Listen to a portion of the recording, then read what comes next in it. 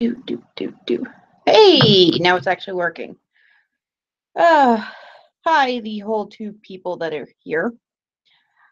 Uh, Zabora is supposed to be joining me eventually. I don't know where she's at. I sent her a Facebook, so yay. Uh, Sorry if I look a little out of whack. I've been trying to get a few things done for today. And also trying to get that well-needed sleep that I tend never to get because, work. Uh, Hello, Witchy Jim. Thank you for being early. And yes, dang that Zavora. Hopefully she will pop in or check her Facebook because that's like the only way I have to get a hold of her. So yeah, it's supposed to be pretty much for us dear little ones that sometimes get made fun of for this that actually believe in ghosts or had encounter with spirits or stuff like that. They're not necessarily, in my opinion, I don't know if I want to call them ghosts or if it's easier just to call them entities or some weird shit like that. More or less, because ghost one is a very, very overrated term, in my opinion, and people put it up to fear. I don't think we should fear the afterlife. I don't think we should fear death. If anything, I think the specter of death needs a hug because everybody hates on him and calls him evil for no reason. Uh, But in all due respect, I do believe that some people leave an essence of themselves behind when they die, or either energy or sometimes. Who knows if the soul actually stays behind? If it does, that kind of sucks for that person, and I'm sorry. Uh, I'm with you on that one, Witchy Joe, and apparently I just got like 15 notifications from YouTube on my email.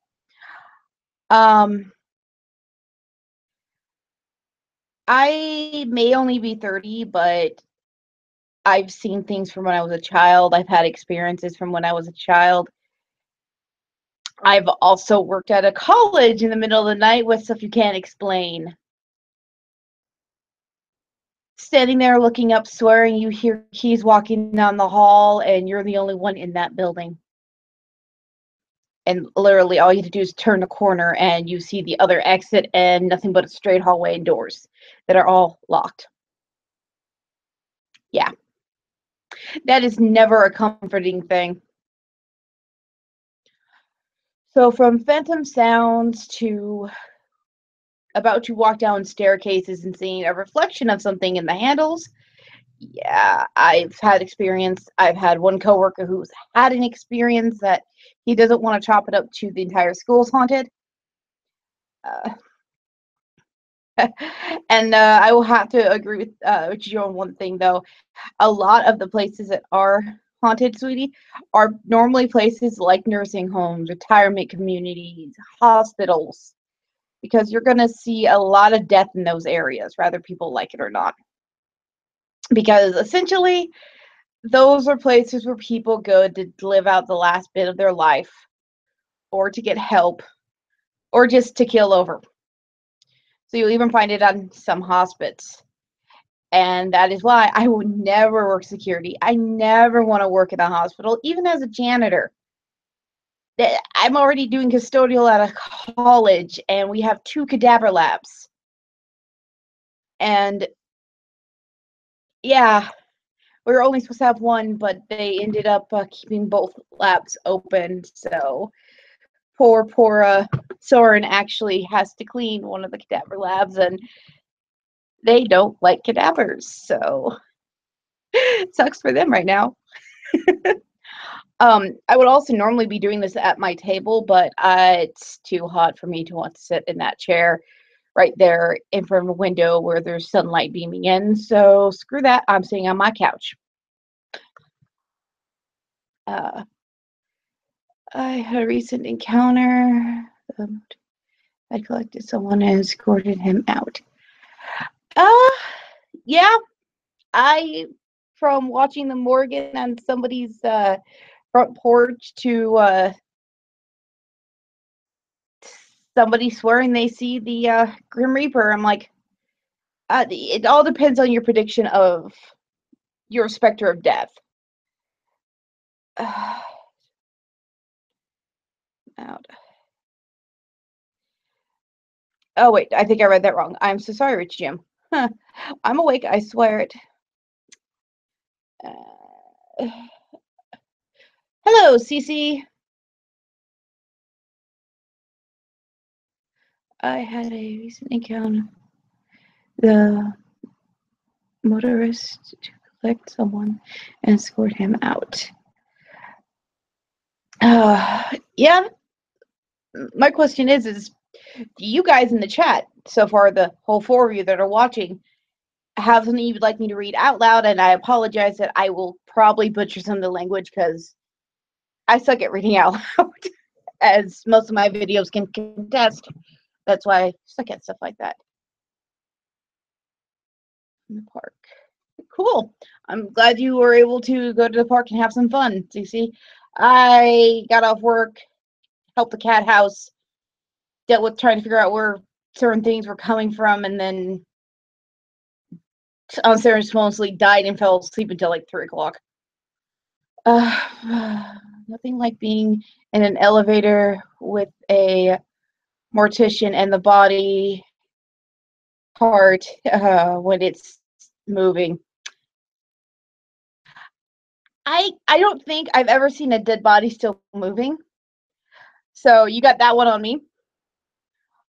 I have seen what they do to the cadavers at the college, because I've also had to clean one of the cadaver labs. And I ended up going in there and one of the cadaver's bags were unzipped and opened, which is a common thing for them. I was told there wasn't going to be anyone in there that day. My boss lied to me on purpose. You see, it's a fun and game thing to scare the crap out of people when they first have that run and not warn them about this. The only thing you do in that room is you grab the garbage. That's it. You touch nothing, you wipe down nothing, you don't do anything in that room but grab that garbage bag and toss it. They sometimes will have a biohazard bag in there. It's bright red. There's no way you'll miss it. But when you walk in and you see a cadaver laying on the table and all you see is their muscle and no actual skin, you realize why you'll never go to open casket funerals, because that's the only way you'll ever see a body again. Nobody that I've known since elementary school has had an open casket. That was traumatizing as a child, though, but it happens.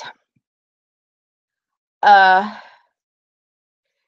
yes, the new cadaver lab is in our new STEM building, and everybody was scared that they were going to have to go in there and do the windows, and so I'm the only one standing going, it's probably not going to be that bad. They'll be in the body bags. So guess what person gets sent in there to do it?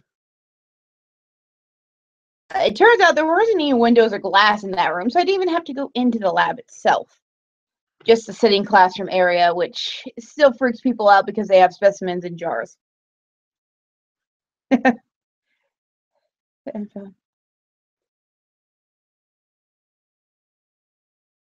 Witchy Jim, I have had to go check on a resident and found the old lady dead and still standing in her kitchen.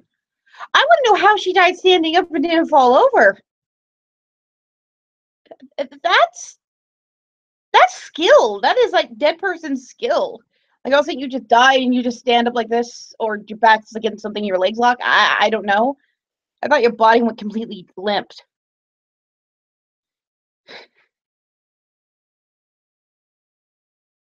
I want to be burned. Cece, I just want to be burned naked with the sage plant all over my body. be a good way for cremation. I'm not gonna lie there, Cece.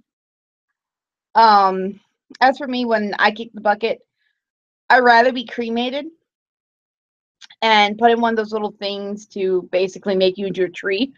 So you can literally look at the tree and go, those are Loki's bone ash. Yeah. They said they were going to haunt me for the rest of eternity. You're a fucking tree now. You bastard. So Helene gets a counter, but she was...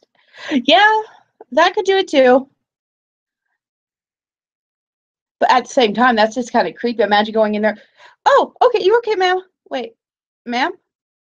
Poke, poke, poke. Oh, yeah. I would imagine that was something the paramedics will never forget. The corpse was standing up. We swore it was a zombie. That's why we had no choice but to take the chainsaw to it, officer. I hope that never happened, though. That would be horrible to that poor corpse and that family.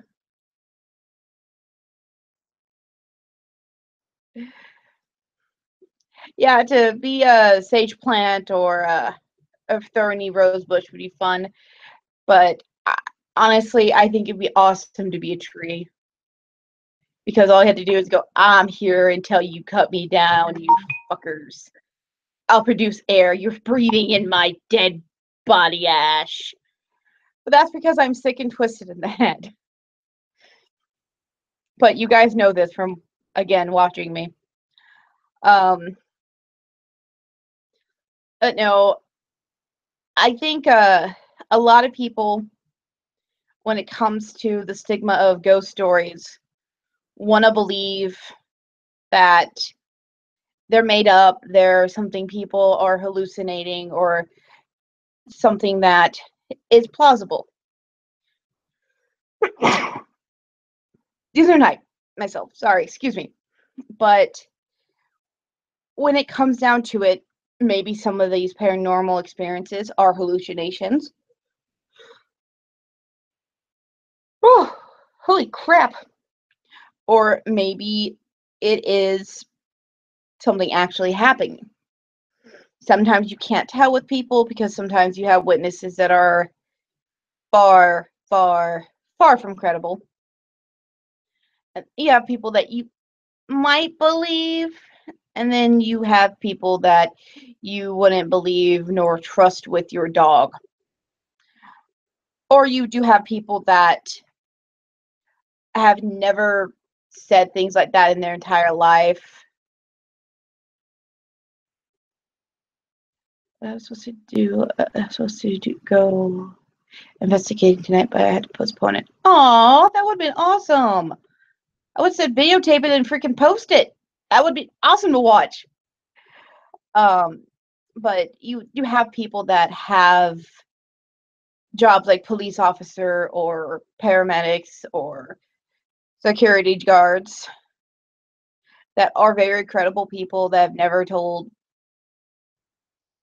to people's knowledge is lies, have been truthful, and aren't the kind of people who would talk about this stuff actually coming forward with some pretty creepy stories. I mean, with me, a lot of people look at me going, yeah, no. And I look at them going, you have no clue what I've seen. But you will also have people that will put a scientific explanation to everything. It was dust on a camera. That's not an orb.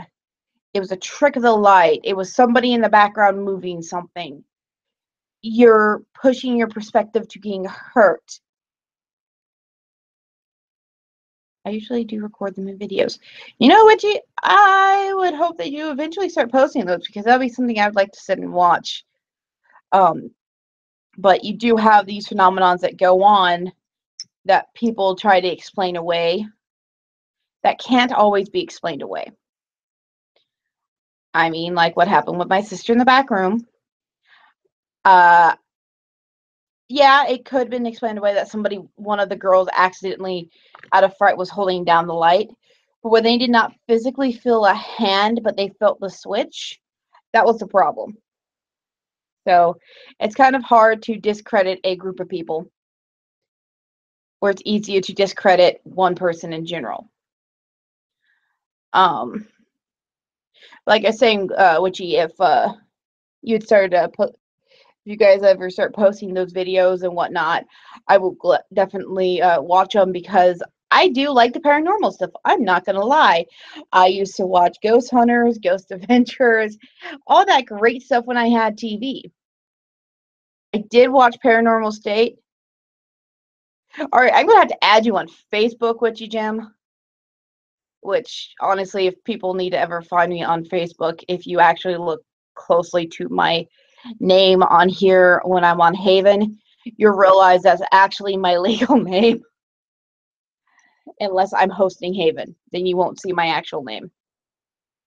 So, because I do not go by Loki Switch on the Facebook because of my family. But I will admit, as a kid, I watched all those shows. I kind of grew out of Penn State when I realized a lot of it felt just a little faked and pushed. And there was a few times I just couldn't get into it. Check out my page, Loveland Paranormal Society. I will, and that's also giving a shout out to your page for people to go check out Loveland Paranormal Society on Facebook. Uh, and let's hope people actually do that. And I'm posting that in my other browser, so I will have that for the data. Because right now I have two things running at once. Yay, Loki. Hello, I know all, Crystal. Yes, most people know my name, and it doesn't bother me. Um, but with some of the experiences that I've had that people have told me of, even to the point of actually being able to go on an investigation once, which I would love to do again. It was so much fun. Um, I'll actually start off with that story. That actually started when one of my friends is like, you know what, I want to do some investigation. And I'm like, well, do you have any of the stuff? They borrowed the stuff from their, I think it was their stepdad or something, whatever, one of their family members. And we had a voice recorder, an EVP meter, and a video camera. So we said, yay, let's go out. So we were trying to figure out where around Vancouver would be great. We decided to go to the old graveyard that I been to a total of 3 times, and I try to avoid. And it's just one of those places you go in, and unlike some of the other graveyards where you feel a little bit of security, warmth, and atmosphere, it was more of a more one of those feels of I don't want to be here, unwelcoming feel. So it was one of those not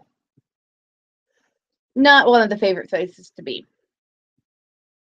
We set things up, and we actually ended up sitting in front of one of the above ground caskets because this is that old of a cemetery where they had a couple of those. And we put the recorder on top of the casket, and we sat down next to the casket, and we were just talking, and we asked if anyone's there, if they want to say anything, and of course camera was going around. I still say it was a bunch of dust flying around. My friend swears it's orbs, but that place was pretty dusty and it was dark. And we got a few voice things, but nothing too bad. But what I think freaked us both out was not only is the cemetery next to a road, but there's a neighborhood on the other side and a school just down the way from it. We heard screams and cries for help and stuff like that, and later on we did check the reports of anything around there, nothing. So we don't know where it came from. We don't know if it was just it playing tricks on us or something doing that. It did come through on the recorder, but besides just the very ominous feel, the dust in the air, the screams, and feeling like somebody was actually behind pushing me as I had my back against the stone, which, well, the side of the coffin thing, which I think if it was something trying to push me, it was trying to push me off or from being against their tombstone, which I will have to admit, yeah, that was probably disrespectful of me to lean my back on their above ground coffin. And I did go back later on that week and pay my respects. And it it felt a little bit better. But that Halloween, a couple of friends of mine, after we did our Samhain ritual of honoring our ancestors, yada yada yada, the veil and energy work, whatever we were doing, I lost track of what we were doing halfway through it because the guy was everywhere. But they wanted to take the pumpkins that we use in the ceremony and go put them in a graveyard as an offering to the dead, which, okay, I can see that. I ended up staying home. I wanted nothing to do with going to that graveyard on Halloween's night, especially while wearing robes and the high chance of we might be seen as vandals and arrested by the police, which luckily they were not. So one person ran in there, sat down on the nearest gravestone, and ran out. Nobody went over to a certain corner because even with a light post there, it was dark, and they did not like the feel of it. A few of the people walked around, and a few of the people didn't. Pumpkin pie in a cemetery on Halloween, lol. I think I might actually have a picnic in the cemetery on Halloween once. And hello, Leon. But they went, put the pumpkins down, and had a few experiences of their own. And they were telling me I should have went, and I told them, nope. But the last time I went to that cemetery was asked actually to collect cemetery dirt, grave dirt. Yes, I still have the grave dirt. What I use it for? There are certain rituals that are called for it, and these needs it sometimes. But it was one of those, I given the option, I don't think I'd ever go back to that place at night. I actually live in walking distance of a cemetery from my house now. And yes, you see, I know cemeteries can be creepy. They can give off that vibe of nope, nope, nope, nope, nope. But I've done photo shoots in one before. And I have black and white images that I've taken that eventually I'll show people when I find them. They're in a box somewhere. But I took a lot of pictures of old gravestones and did some layering on them, and it turned out pretty cool. But the one down from my house, I don't get that creepy, you shouldn't be here vibe from it. There are gravestones in there that are from the 1800s. And for a little tiny gravestone down, grave area down here, it's very well kept. Huh, that's actually kind of cool. I go through with Joe. I go through a cemetery all the time. LOL. In fact, my town's main road goes right through one.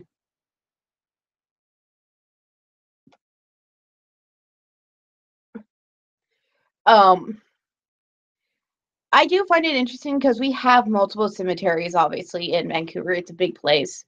We're gonna have multiple ones. We have the small ones. We have another one down in Washougal.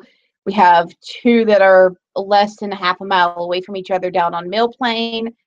We have another one up more towards, I want to say it's kind of close to Mill Plain area, but kind of close to town.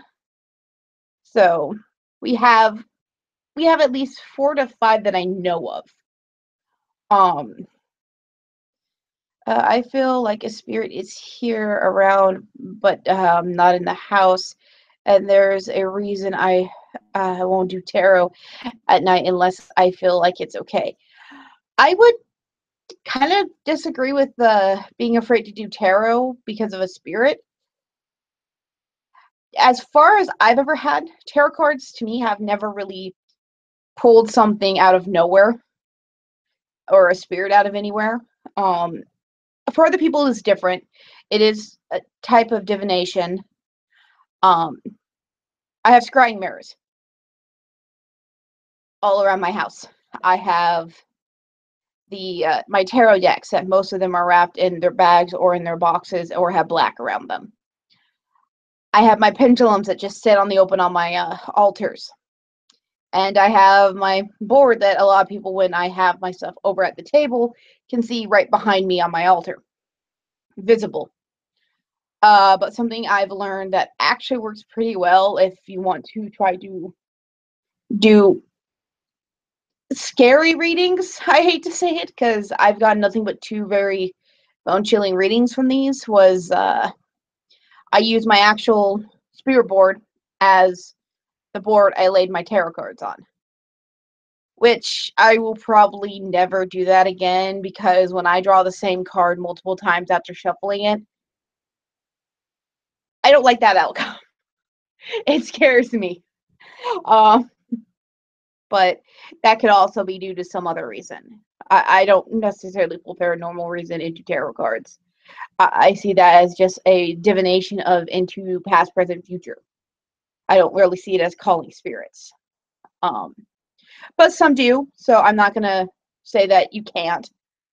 Um, I just looked at my great grandmother's grave, and before a little dog, I've only gotten to my father's grave once, and I've never gone again ever. Well, I can understand that, Cece. Sometimes it's hard to go to an actual graveyard where you know your family's buried. Um, I have been to see my grandmother's grave since she was buried a total of one time because we were passing through the town, and I wanted to pay my respects. My dad and mom pitched in and bought the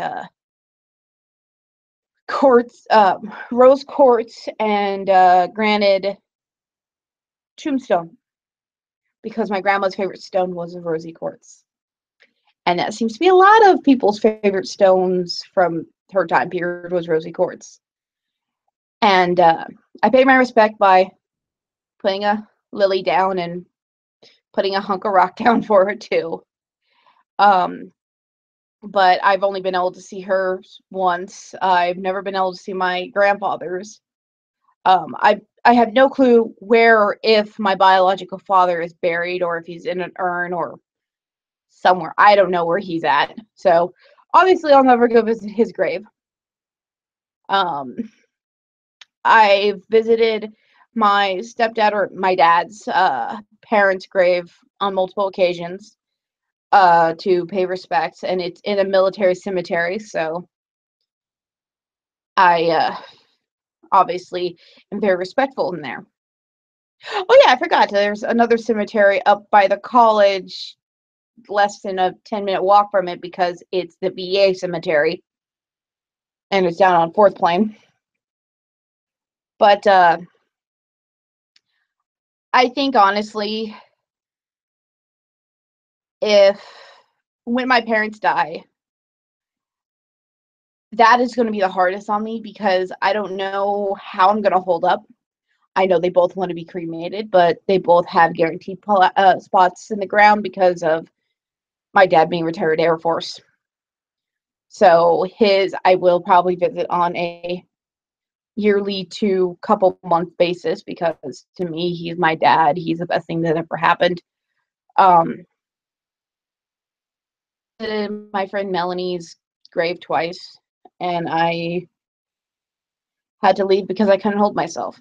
Honestly, it sometimes depends on the cemetery, the feel or the vibes you get from it.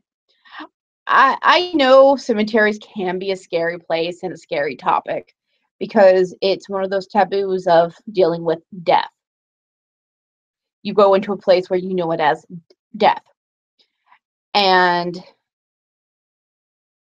when you get into that place, all you can think of is,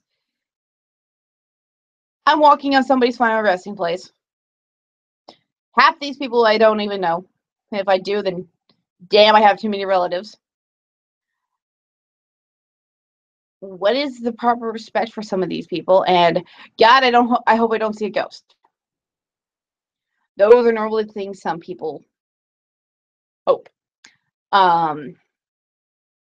There can be a lot of residual energy and such around a cemetery too. You can either get that vibe of this is a calm, peaceful resting place, or you get that vibe of something is terribly, terribly wrong in this place. And I don't know if it's an angry soul that didn't want to be dead, or somebody did something stupid. And by stupid, I mean teenagers playing with something they shouldn't play with in a cemetery over a dare on a moonless night. Or a full moon.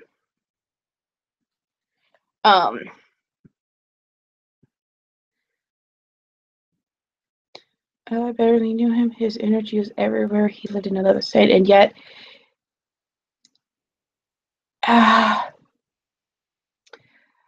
the idea, I think, CC, that feeling of the fact that you barely knew him, though his energy's everywhere and following you, and you don't like it, it might be that stigma of he couldn't be there for you in life, so he might be there trying to be there for you in death. But if you get a bad vibe from the energy, you just do a cleansing, see if you can get a cord cutting done or do one on yourself.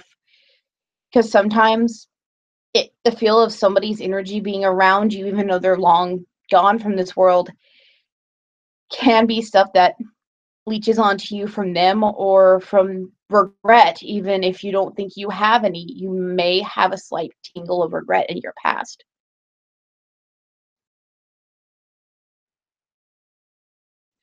At least we don't have to do security in the cemetery. That's right. That is a good thing. Part of me actually has looked for jobs. Can be a groundskeeper at a cemetery. And I kid you not, it's honestly, most of those jobs have a place to stay included and interesting pay scales. And it's pretty much taking care of gravestones, making sure the lawns are kept up, making sure there's no graffiti, no vandalism, stuff like that. And sometimes I think that would be the perfect job for me because I don't actually have to interact with the body. It's already in the ground. It's not that I'm afraid of, just unless the energy is really negative, it doesn't bother me. For you asked, no, it doesn't take much to actually scare the living crap out of me.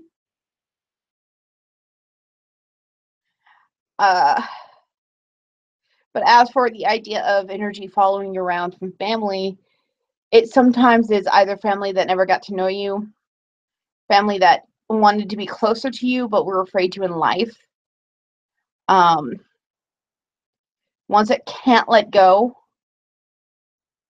ones that will not let go for either a good or a bad reason, and some that just want to protect you.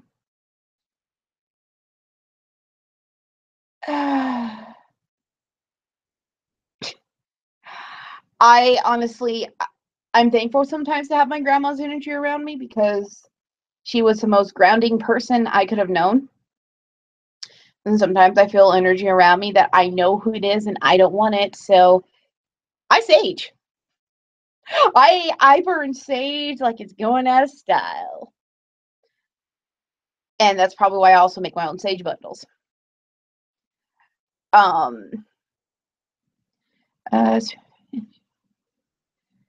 yeah, I do stupid shit like divine stupid graveyard. Doing divining spirits in a graveyard, that's asking for trouble. You don't know if you're getting spirit. You don't know if you're getting a negative entity. I don't want to say demon. Um, you don't know what you're getting. What's your gem? Nope, I can't be a groundskeeper either. It's not for everyone. I mean, yeah, I'd probably jump at every noise or weird sound I heard, even if it was a damn squirrel. But I think for me, it would be the fact that I'm not dealing with the actual people. I'm dealing with their deceased remains or family remains, or I'm not having to deal with somebody telling me that I didn't clean a bathroom after I just got done C3ing it and they go in and piss on the floor. Don't get me wrong, I love my job. Just sometimes I could do without the human interaction.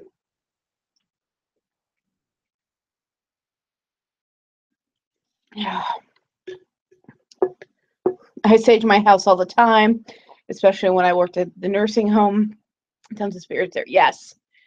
Back on the topic of nursing homes, hospitals, those are places where even I will fully admit you will see shit that you don't want to see. I've heard not only stories related on here from other YouTubers, but stories from other people in general. Um, I I can get behind the working in a hospital is probably not something I want to do. I've been to enough of them to realize that I don't want to make that a living. Um, I have seen too many family members in a hospital. My grandmother died in a hospice nursing home, so I hate those. By the way, yes, I'm lighting up my desk stick because I I'm gonna die eventually. Might as well speed it up.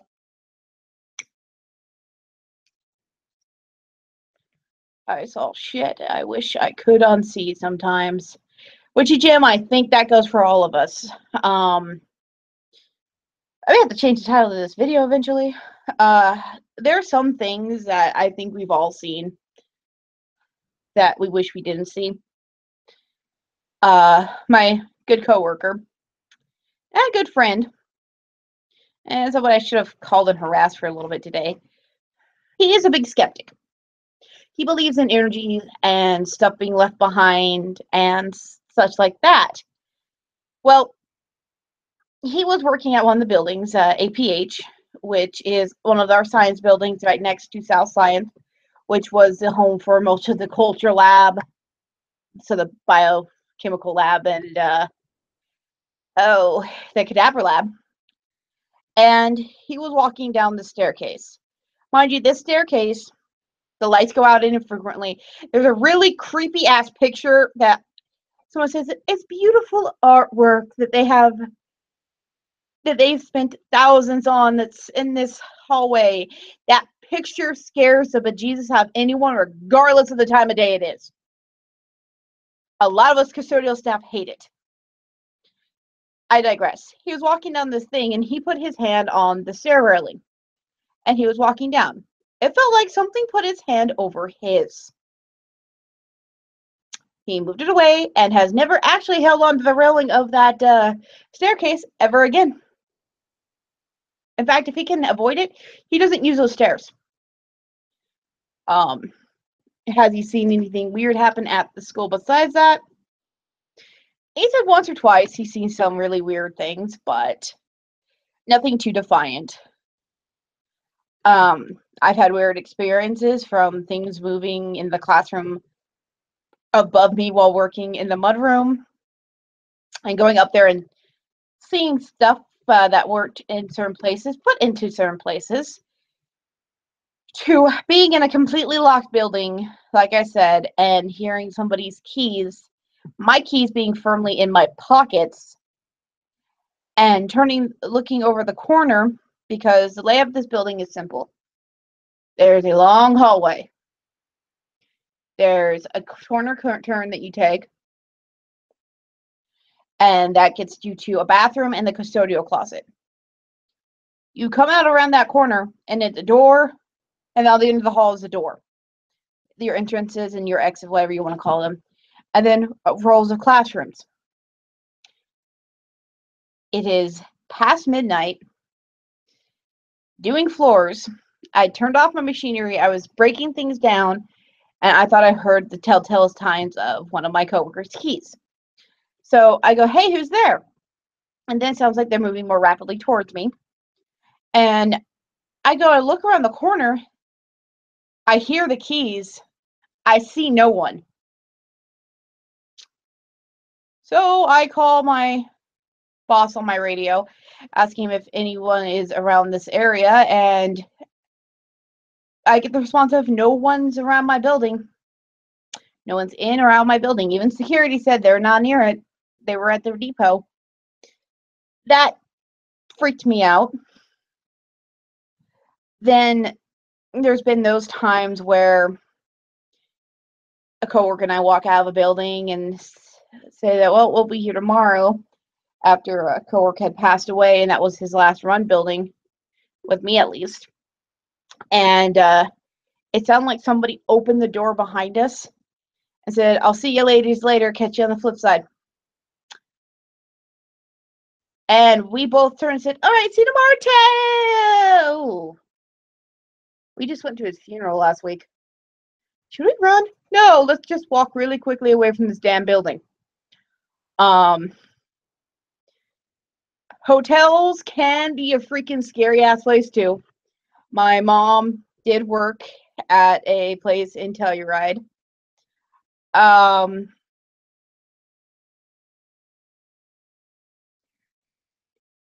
Sorry, rereading a few things in the chat.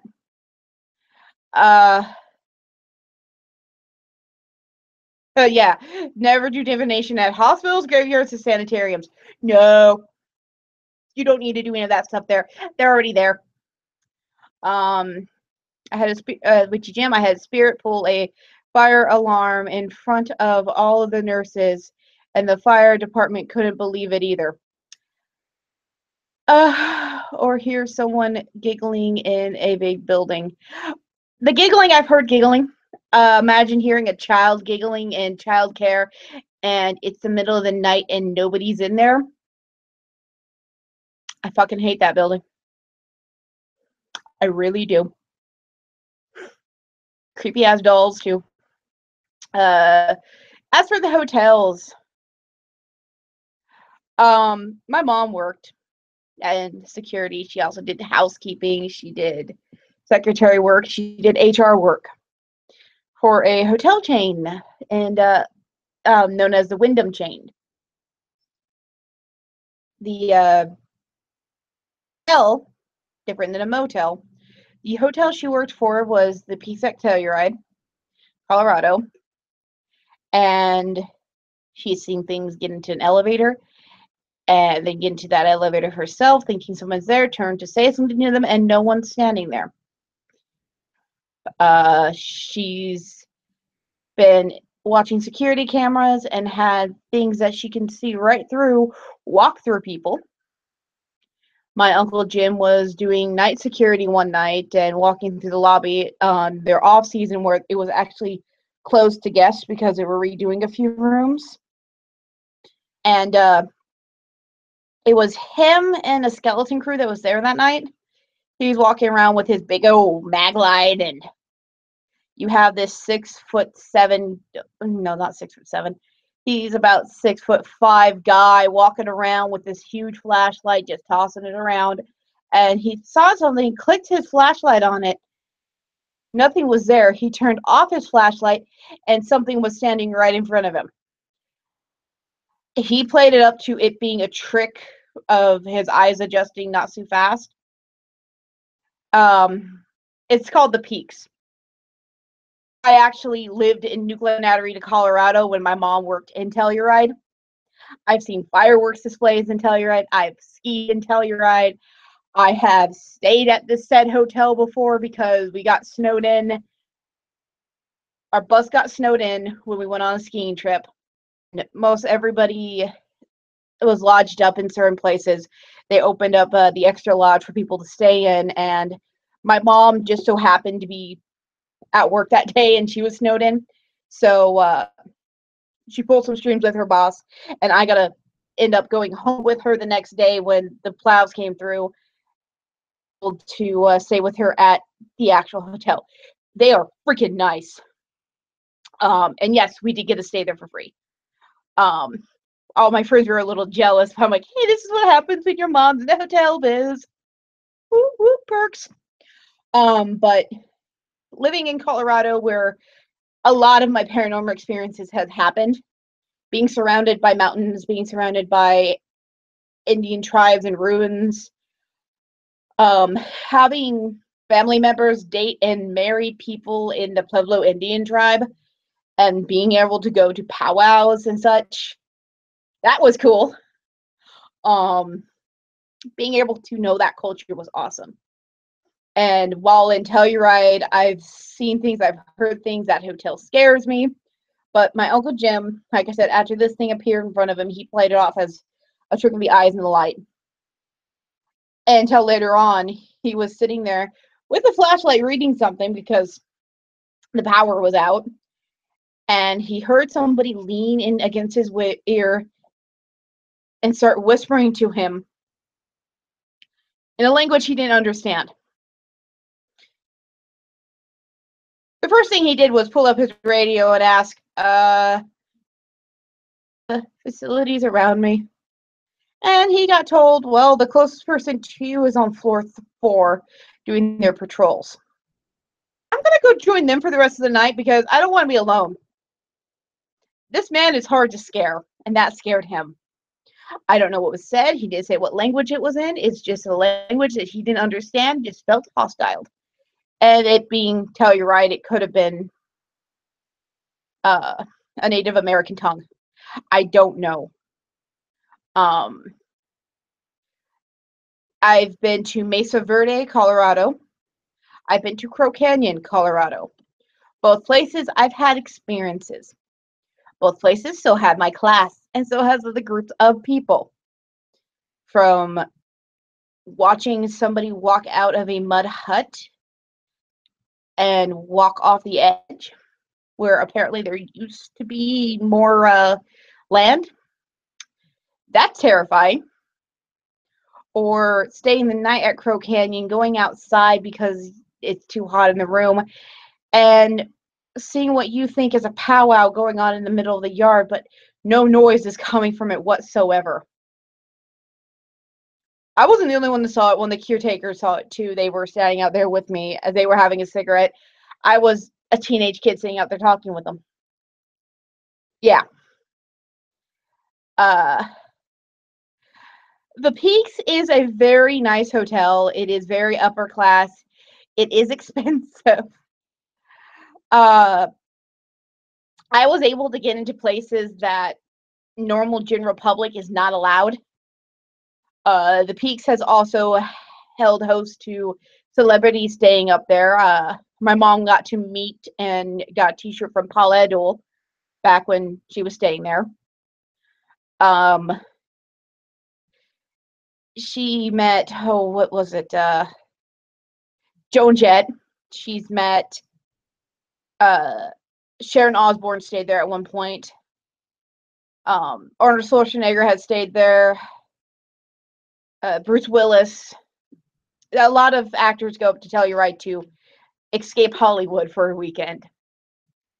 But there's a lot of different stories that bridge from out of Colorado. May it be Native American, may it be cowboys or settlers.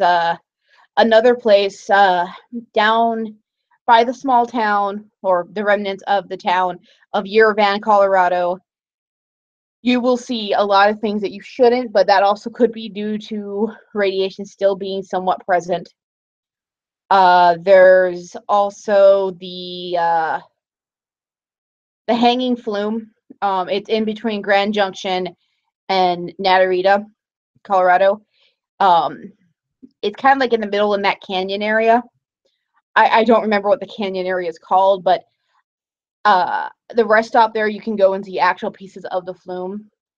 Men died in construction of the hanging flume, and back in the day, that's how they would mine for gold or uranium off the side of a cliff was they'd build a flume system, which is just pretty much putting wood into a mountain and using it as making a bridge across.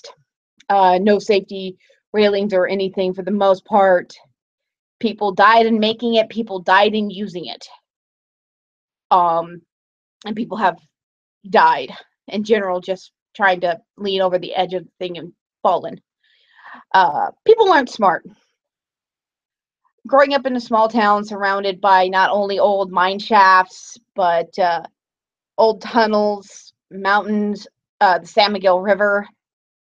I mean, I found a body as a child and it was bloated. I was poking it with a stick. I was not a normal child, okay?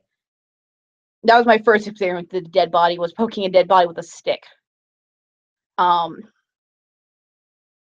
Then after seeing a childhood friend's open casket funeral, I had trouble even looking at bodies after that. There is a lot of history in Colorado. There is a lot of history also in Utah, Nevada. Any state you look into, there can be a lot of history into. Even California, Washington. Washington and Oregon do have a very rich history as well. You have the whole Pacific Northwest Tract. You have Lewis and Clark, the natives that were screwed out of their land here, and in Oregon, and all over the U.S. Every state has a lot of history behind it.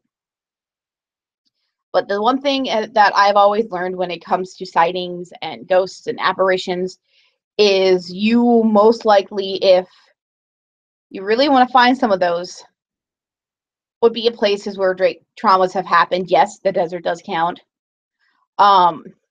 Or near large bodies of water. Water is a great conduit for spirits to travel through. And it gives off a lot of its own energy. California, you'll have sightings and hearing of ghosts from wildfires or burnings.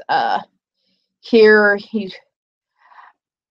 I'm actually hopefully getting to go to an exhibit at the OMSI Museum down in Portland here soon, where I am pretty sure I'm going to have great experiences with this, but they are doing a Pompeii exhibit.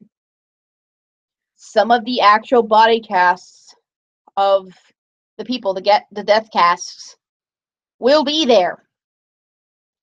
I just want to go for the experience. But with places where you bring stuff from a different culture to where it was a traumatic death to somebody, that is going to be interesting. You're probably going to get a lot of energy off that, and if somebody let you actually do an investigation around those things, that would be awesome.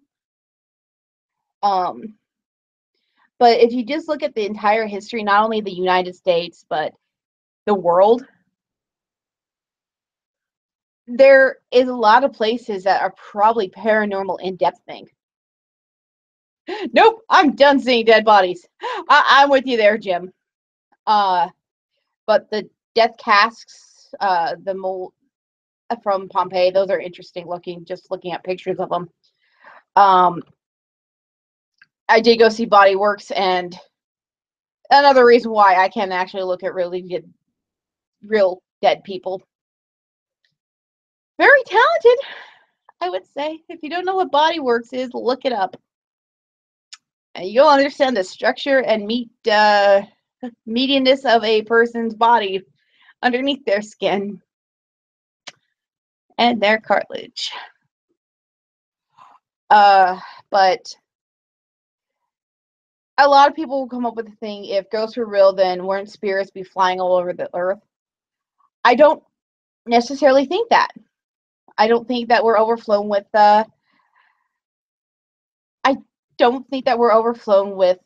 spirits around the earth. I think some people do go to their death with this is finite, I'm done, my spirit can move on. Some people try to cling on to what they can, not accepting their death or wanting to be there for loved ones. Then you have people who are here to torment others because they feel that they need to. When I die, do I want to linger around as a ghost? Hell no. I want to die, go to my Valhalla for a little while, and then say screw it and come back as something else. Or someone else. Because reincarnation, gotta love it. I would have to agree. I want to go to Germany.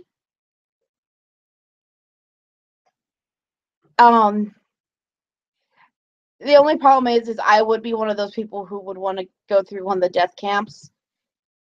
Not because of the morbid curiosity, but more or less to pay my respect to the dead. I mean, a lot of people died horrifically in Germany. A lot of people have died horrifically in Syria. A lot of people have died horrifically in a lot of places. And I think sometimes the best way to pay your respect is to visit and honor them by saying we acknowledge what happened to you instead of playing it off. Mannequins are creepy. I'm sorry. I don't know who the fuck designed a mannequin to have an actual face. I'm okay with the headless mannequin, but the second you put a face on that, no, I'm done. I hate mannequins. I also blame video games for that one.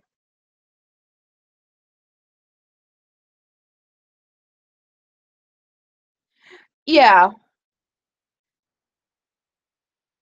I I honestly think there's some places I won't go because I would not have a mental breakdown, but more of an emotional breakdown. Uh, Again, it has to do with the energy that lingers around.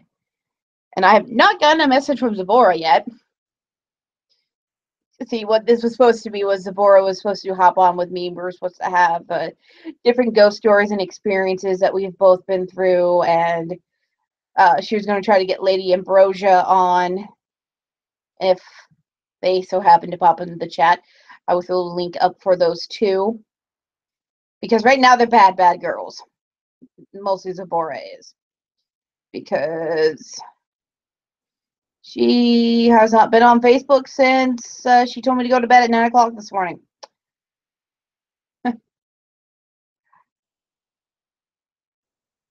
She might be out for dinner, or she could have just plain forgot about it. But there's supposed to be more to this, and if I do hear back from them, I will probably start up a new one. But for now, uh, yeah, she got a hold of Lady Ambrosia, and she said if she was up to it, she would do it. I don't have any way to get a hold of Lady Ambrosia for some reason on mine. I haven't been able to find her on Twitter, I don't think. They're busy. It's perfectly fine and understandable. Um,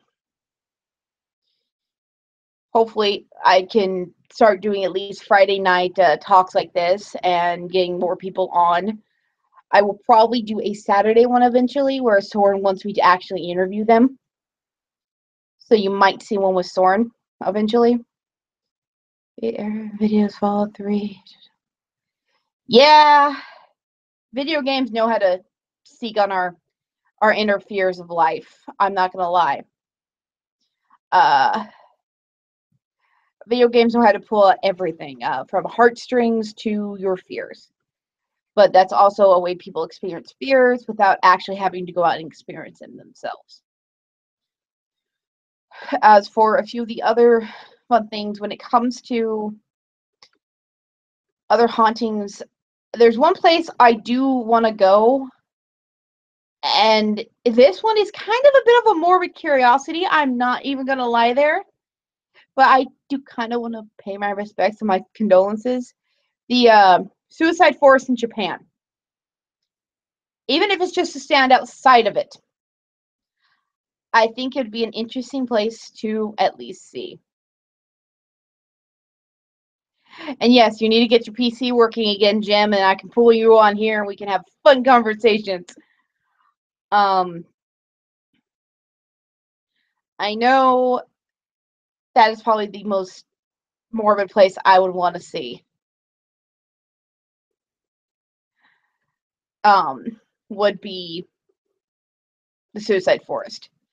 Not because of the topic of it, just because the fact that people get drawn to there to do such acts, or they feel that that's the only place they can go for that. But it's just one of those, there's some places in this world that are so strange and so creepy that it pulls you there.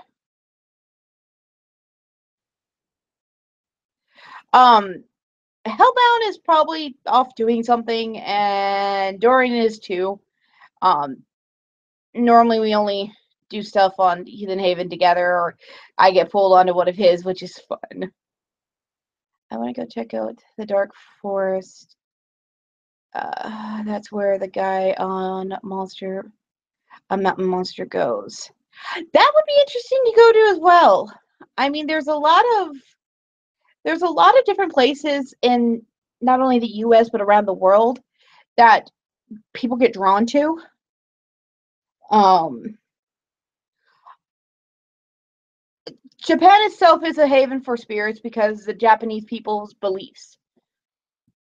A lot of their belief that some people see as mythical, pagan-like beliefs, which, if you think about it, if it's not Christianity, is pagan. But a lot of their belief system is about spirits, energies, different totems, different demons, different stuff. I love Japanese lore and mythology and stories.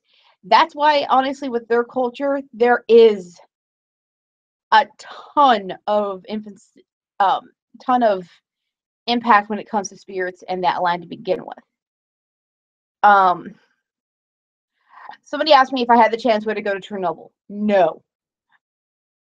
I may sit here and suck on death sticks, but that high of idea of I could possibly shorten my life, not by days, no, by years, does not sound like something I want to do. Have I been around places that could have possibly done that to me? Yes. It's called Yerevan, Colorado. I mentioned it earlier. I used to do Riverwatch, which, for people who don't know what that is Riverwatch is basically a program that was started up in my middle school and went into our high school, to where once a week a group of students would get together. We would go with our teacher. One of the days we'd go to the river, gather samples of the river water.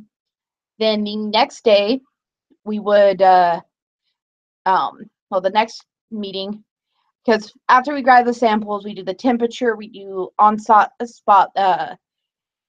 depth, we did a bunch of those kind of things that you would with water. Sometimes we had to stand on the bridge and throw a bucket into the ice, into a hole in the ice. We had to create a hole, so sometimes that involved getting a huge ass rock and throwing it into the river to break the ice. But the next meeting we would get together, we would do the alkaline, the acidity, we would do the pH, we'd go through the whole spectrum to seeing how the water was going, and we'd put it on our records. And we'd submit those every month to the wildlife, Colorado Wildlife Preserves. And not only did we do the San Miguel by our school, but we also went out to Yerevan and Norwood. Norwood, the water was typically normal, and we would work together with the Norwood middle school. Yerevan, we had to have a special permit to go in there to begin with. We had to have parent permission signed, and this was back in the day where teachers would drive us in their own car. We had one teacher who always drove us in his 4x4, because there was like 4 of us, and I actually knew this teacher, knew his family, and had dinner with his family before he became a principal. He was awesome. But going to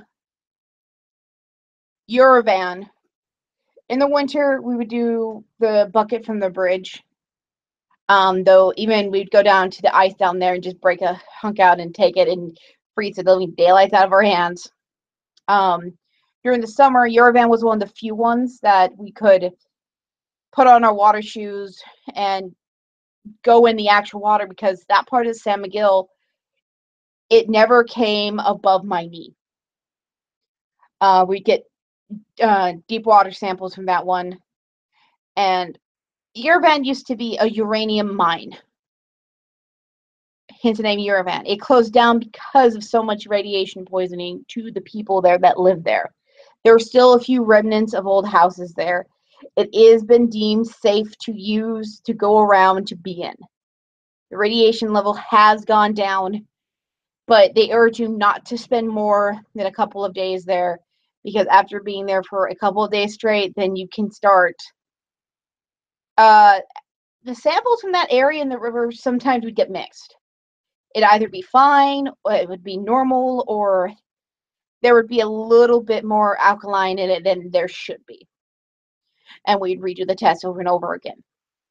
It was mostly to make sure that the water in the river was not polluted, that it was sustainable to life for fish and other things around there. But it taught me a lot. It taught me the difference between safe scale and acid scales. Base and acid. It taught me how to use equipment that nowadays I think is probably obsolete. And it also gave me some of the best experiences in my life and some of the most creepiest. Haunted schools. That's a topic I actually wanted to get. Besides, there's more haunted schools than just colleges around there. I will admit my elementary school was pretty old. By the time I graduated high school, my elementary school was shut down because of asbestos poisoning in the walls. Yeah, I went to a school that had asbestos in the walls and the ceiling and the windowsills and probably everywhere else. Yay, another tick on the death calendar. But it was shut down. That school was creepy. I don't know if it was haunted, but it was creepy. I don't know of anyone killing themselves there or being killed there. My high school in California, on the other hand, there was somebody who did die on campus. I think like 2 people. One of them was in the theater. They were doing something in the back runner, which was the back screen. The thing holding that screen was a thick metal pipe, and they were dropping it. And the person didn't hear somebody yelling, "Run her down!" And they were dropping it down, and they got hit in the head, and it crashed open their skull. They died on impact. Another person was fixing lights in same said theater, and this was before they made it where the student would have to wear a harness, and the student were no longer allowed in the lift after this happened. And one of the students, instead of staying in the scissor lift, climbed out onto the catwalk up there, slipped and fell, and fractured their spine and died in the hospital a week later. So there's 2 deaths in the theater that is known of. There's a rumored death that somebody was hiding from people in the boar pen and was killed by the boar. The body never found, but their shoe was. That one I don't quite believe. But then again, Hemet is also known for violence, gang violence, drug violence, and different things. Boiler rooms are pretty damn freaky. Won't let no one in for an investigation. As for schools, like haunted elementary schools, I don't know if Nuclear Elementary School is haunted. Like I said, all I know was creepy. I've heard voices in there when I was walking through the halls and nobody else was in there besides in classrooms. My voice is like somebody singing Ring Around the Rosie in the bathroom. There was one area where you could go and go up to the door for the boiler room and look in and see the boiler. Somebody told us they once found a skull in there, But I think they did that to scare the crap out of the younger kids. My sister was part of doing that to people. She fucking loved it. I don't blame her. It's actually kind of amusing. I'm sick and twisted. But so people say that the theater in my high school was haunted. I experienced somebody talking, and sometimes if somebody forgets to call out the runner going down, they will hear somebody scream.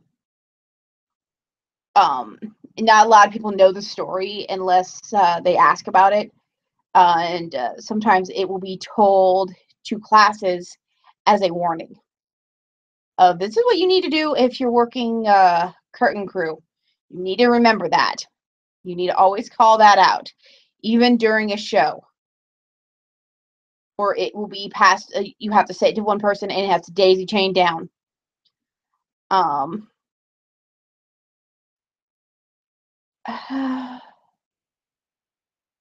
okay.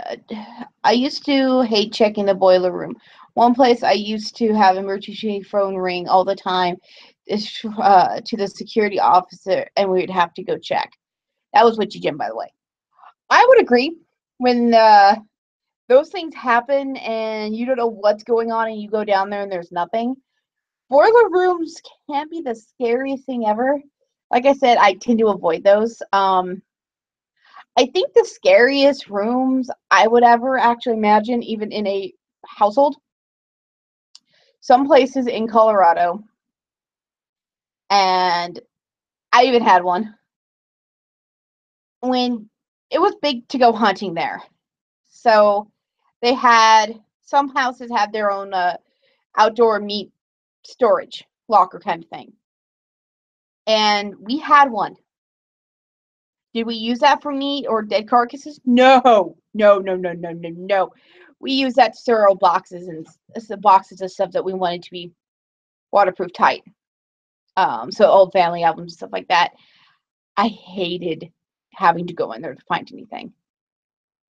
I always got that feeling of death, decay, and to me, it always smelt like something rotting, even though it was completely cleaned out.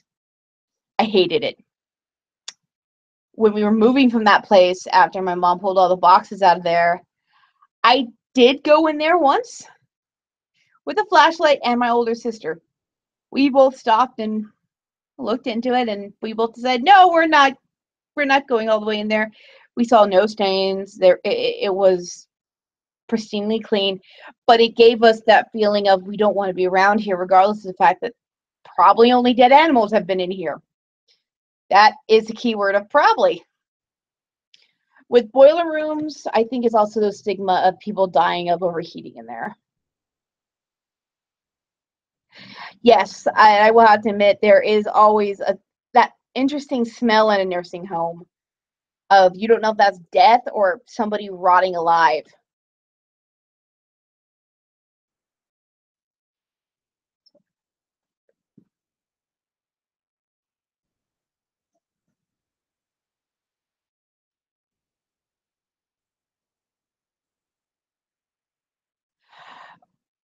Stormy days where power goes off and on can also give you those weird feeling vibes of this is just creepy. I'm used to power outages. We have very bad windstorms up here.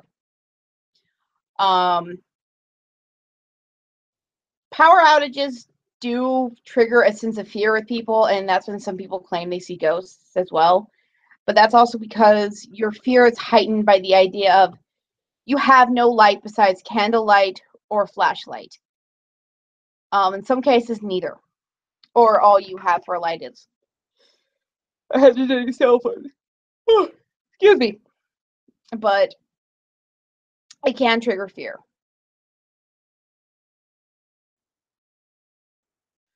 I I have had those experiences. There was one experience. My mom actually had pulled out her spirit board, which she actually has one of the first released. I make fun of her for this. Ouija boards from Fisher Price or Hasbro, whoever first came out with publishing them as a toy. And So she brings out her brand name Ouija board, and we have the candles all set up. We called quarters, and we had the living room light on, and we turned off the kitchen light. We were doing our thing, and we were talking, and we all of a sudden had a random thunderstorm hit outside. If you live in California and the desert, you will understand that this sometimes just randomly happens like that. Same with if you live in Arizona, thunderstorms happen out of nowhere. And in the middle of asking a question, the lights kicked off. We decided to put it away after that because it was one of those moments of, it's probably the thunder and it hit a transformer, but I don't think we should do this anymore. About half an hour later, the lights came back on.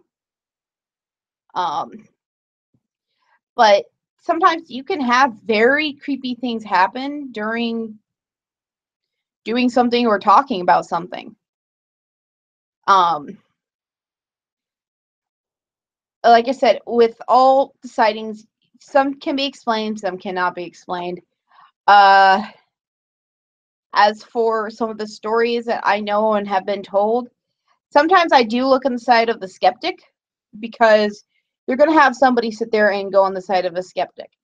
But when you actually have a skeptic sitting there with you while you both watch a can do this and roll across the glass tabletop and then go back to its sitting position and no one's touching it and there's no humanly possible way you can do that. Yeah, you even have the skeptic going, nope, I'm done. Let's not talk about this subject. Let's talk about ponies.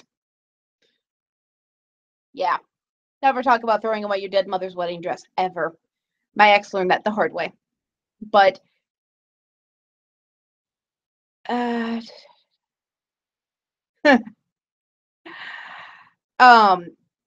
there's a lot of things that can be explained, and then you have a lot of things that can't be explained, like items moving to the center of a room when you're the only person in the building.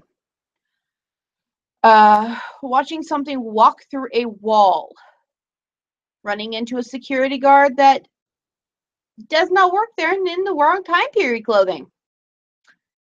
But when you get onto that, you also get into the territory of residual hauntings, which these are hauntings that go on regardless of what's there and don't interact with you. And then you have the intelligent hauntings, which they do interact with you. Joe may know more about stuff like that too, because he does these investigations, and I really think we should do this more often and eventually pull him onto one of these, because that will be so much fun. But with that, it's 8:20, and I think I'm going to call it good for now. If I can get a hold of Zipporah, and then maybe we can schedule another one of these for Saturday. I may be able to pull Soren in, because they have some of their own creepy stories from not only Texas, but from Oklahoma, where the land of the tornadoes, and you scream for your life. Because really, why the hell would you build houses in a place where tornadoes come through every fucking year? People. Oh, I will love to hear your stories from the ghosts and the nursing homes. I mean, even when I was Mormon, I was not shunned from the church that I did go to that didn't quite believe in ghosts. But when they did not turn away my stories, I did not turn away any of their stories, because too much happens in a small town. Because everybody knows everybody. With that, hopefully next time we do this, Zipporah will get her butt online. And we can probably get Lady A in here. If which Joe can be open to it, we can pull him on here. And I think at that time, I think it'd be fun to do the whole atmosphere with candles and in the dark and doing like we would around a powwow fire, telling ghost stories at camping. That would be fun. So have a good night, everyone. Don't let the bed bugs bite, and blessed be.